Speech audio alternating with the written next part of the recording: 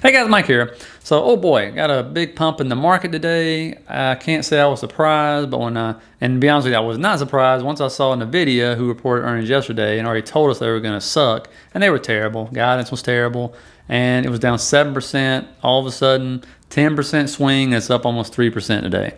When I saw that happening, I was like, oh yeah, I see where this is going. We've seen this movie. We're going to pump up into Jerome Powell's speech tomorrow. And I don't know if it's pumping us up to put us down for a bigger fall or what it's doing. Maybe somebody got a hold of his speech tomorrow and he's going to be dovish. I don't know. But anyway, tomorrow will be an interesting day, so make sure you buckle up. All right. And one thing I want to talk about today is I ran across this interview. I don't know if you've seen this or not. And it's by somebody named Gareth Soloway, I think is his name. And he's a trader more than an investor. But he makes this statement at Kitco News. I watch Kitco News. I don't know about you. I like it. And, you know, the guy doing the interview, just watch his face when he makes this statement, and then we're going to talk about it, because I think it'll surprise you, because it definitely surprised him, and it surprised me when he come out and said it. I'll even make a bolder call for you today. Okay. I say that the stock market has made the highs of 2021. We will not take those highs out for 5 to 10 years. Okay. Are you speechless? Yeah, I'm not trying to make a dramatic pause. I'm just trying to think about what to say. Okay. I'm not often speechless, but okay. 5 to 10 years. Okay, well, I have to ask you about that. So we've talked about this briefly last time. 5 to 10 years, what is your rationale for a stock market that's not going to reach new all-time highs? This has to be based on some sort of fundamental analysis as well, then. Yes, correct. And so it's technical and fundamental. The fundamental side is basically that you're going to have this genie that's out of the bottle named inflation. It's not going to go back to 2% or under for a long, long time. That's going to mean that the Federal Reserve is not going to be able to print us out of the future recessions that are going to come, especially this next one. And therefore, you're going to have this market and this economy that's mired in more of a stagflation period. So slightly higher inflation, but really no growth to speak of. And it's going to last for years, because remember, the Fed has printed us out of every recession probably for the last 20 years at this point, and they've pulled forward so much of the gains. If we go to the daily chart, in fact, let's go to the monthly chart. Look at the monthly chart on the SPY here, or the S&P 500. This is basically, here's 2009. This is the Fed printing of money. Does that look normal to anyone? It is ridiculous. They were pulling forward so much of the upside in this market. It's going to take us at least 10 years to digest. And by the way, if you get anything out of this, please hit that like and subscribe button for me. I really appreciate it. And so understand, obviously I think we all hope he is wrong about that, because that would suck, but this is not unprecedented. If you look right here at the dot-com bubble for the NASDAQ, because if you look at the NASDAQ, you can see right here, this is during the dot-com bubble from March of 2000 over to August, 2015? That's how long it took to actually break that high. That is amazing, right? And if you go to the S&P, you can see something very similar. That was the top right there. And if you go over, just to reach that top again, it took 7 years. But the important part to understand is when you scroll over, you do not see that again. Look at the chart of the S&P from there on in. Boy, that looks really natural, doesn't it? And so understand, I get where he's coming from, and where he's coming from is he's actually talking like a financially or monetarily responsible person, and somebody who is talking like they actually have common sense. And those are things that I assume he's thinking our politicians and the Fed actually has going for them, right? And that's where he's wrong.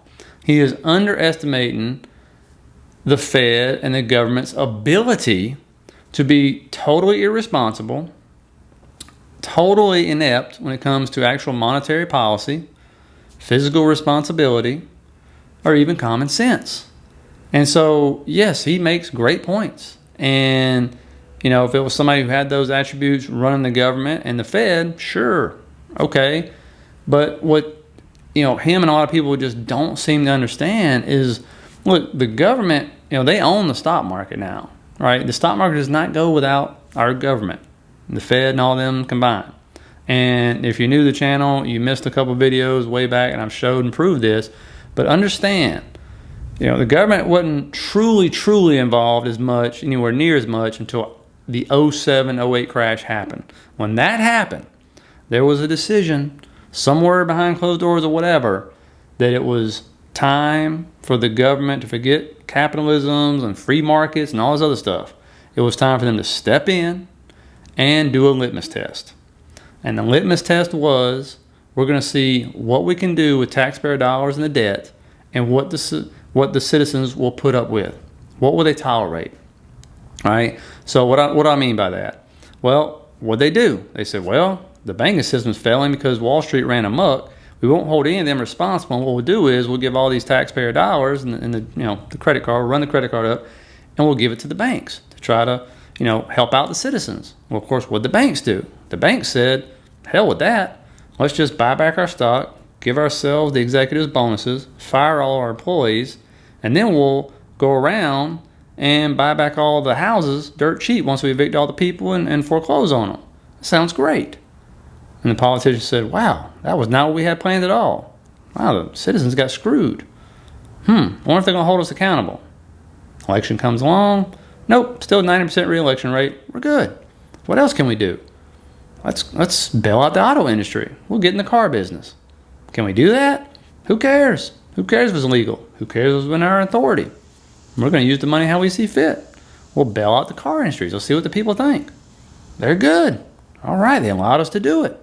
And when that happened, and I'm sorry, let me not forget, to hold up the mortgage industry or the real estate industry, they said, hey, Fed, you need to start buying mortgage-backed securities.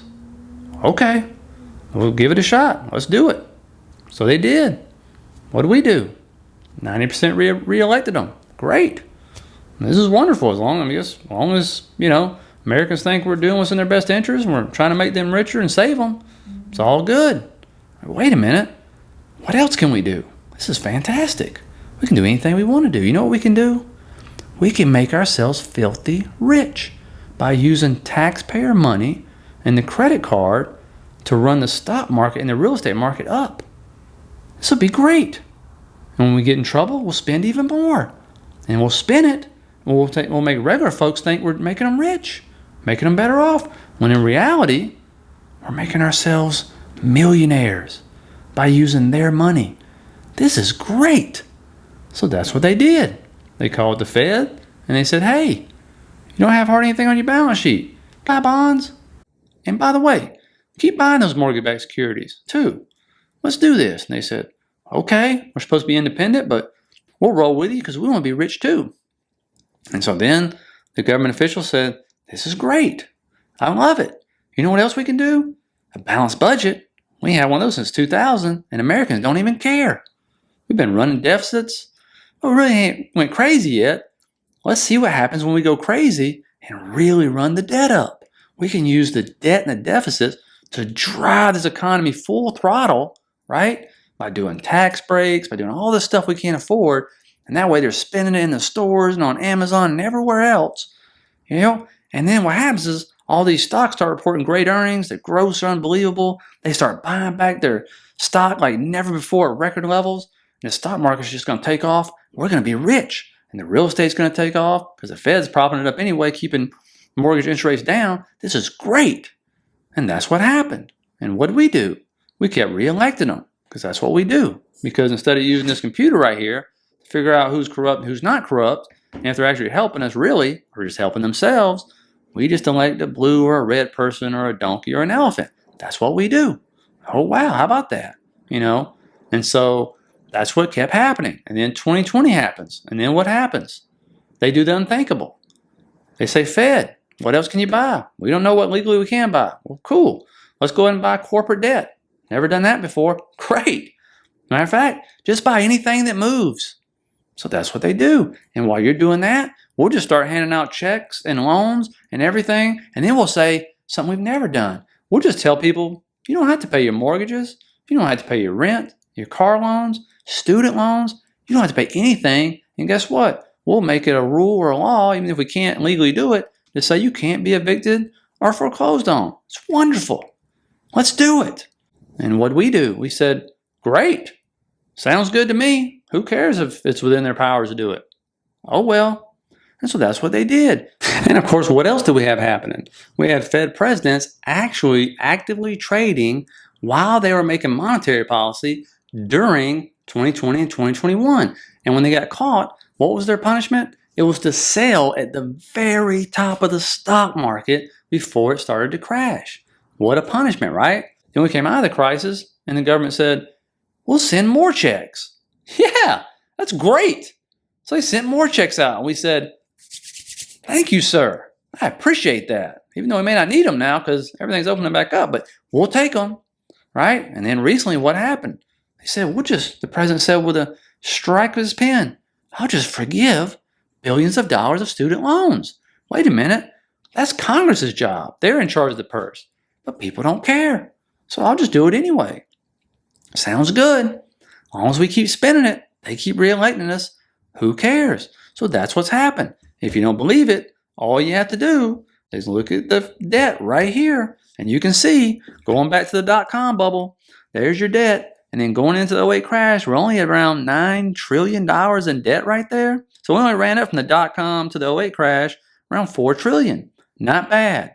And then look at that. From $9 trillion all the way to over $30 trillion in 14 years. Look at that. Then there's the Fed balance sheet.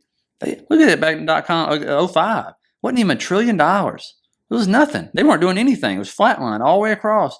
And then 08 happened and they said, Fed, we need you. Let's get involved here. Do stuff you've never done before.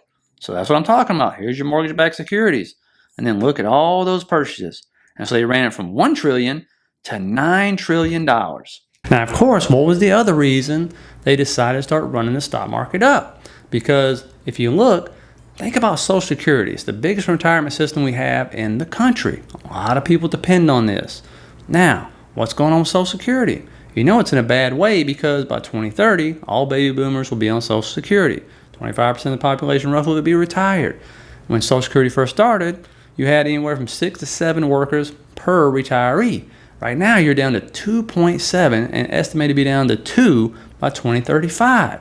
I am no MIT graduate nor a math major or expert in that field, but you know what? That doesn't look good, right? I mean, I know the government, another prime example, makes pyramid and Ponzi schemes illegal, yet they run the biggest pyramid scheme on the planet called Social Security. The money you're paying in pays for retirees now. The money your grandchildren and children pay in will pay for you. That's the way it works. When the pyramid schemes fall, as Bernie Madoff will tell you, it's when more people are taken out than paying in. Okay, and we're getting down to that. So, what do they look at and they say, wait a minute, what's really big? What was really big in the early 2000s going to 2010? 401ks, IRAs, all this stuff. Hey, how do we get those accounts bigger? Because Social Security is not going to be there for a lot of generations. We can run up the 401k accounts and IRAs. How do we do that? We need the stock market to keep going higher, much higher.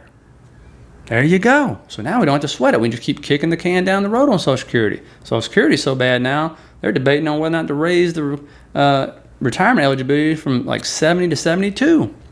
That's a great system, isn't it? I mean, if they raise it to 70 and you're paying for 52 years, average life expectancy is 78 in the United States, that means you might get the draw for 8 years after paying in for 52 years. That's great, isn't it? I love that idea. And you got to be honest, if you have any integrity in yourself whatsoever, like I do, if somebody came to you in 08 and said, I will bet you $1,000 that your national debt is going to go from $8 trillion to $30 trillion in 14 years, and the Fed is going to increase their balance sheet from, let's say, $1 trillion to $9 trillion in around the same time frame, would you have taken the bet? Not only would I have taken the bet, I would have tried to up it to like $10,000 because I would have thought it's not mathematically possible for these corrupt individuals to pull this off, right? And I'd have been wrong, obviously. And so here we are thinking, well, yeah, they've made us a lot richer. We're talking about middle class, lower income families, right? When it couldn't be farther from the truth. They may put some more money in your pocket, but what they did was, which was genius on their part, now we got 70% of our politicians are millionaires. How did that happen? And so getting back to what he's saying, if they allow us to not wait for 5 to 10 years to get back to all-time highs, that affects their pocketbooks. They are all the top 1% now, right? The Fed officials are, the congressman, the president, and everybody else that rolls in there, right? That we keep re-electing, okay? Instead of researching who we're actually re-electing, you see right here in Florida, there's a list of congressmen. What have they just done? One of them gave his family and himself $488,000 in PPP loans, and they just forgave them. It's a whole list of them that did it. Millions upon millions of dollars. Those same individuals are complaining about this 10,000 student loan forgiveness program. Isn't that kind of hypocritical? It is to me. But that's what they do, right? Because they know we don't research and look up what they do. We don't hold them accountable. That's the system we're in. So therefore, do you really think if the stock market drops a lot, that they're not going to push that stock market back up to all-time highs, and they're just going to allow their wealth to disappear and go down and be part of the top 5%? I think not. They want to be, and they are, the top 1%, and they want their children to be that way, and so therefore they will remain there by continuing to pump and print. No matter what happens, no matter what the consequences are, they don't care. I think they have proven that by now. You would think people would have figured that out in 2020 and 2021, but unfortunately, you got half society forgets where a lot of the stimulus came from and who's in charge, and just remembers 2021 stimulus. And so that's amazing how it works. We're just too divided to fix the system.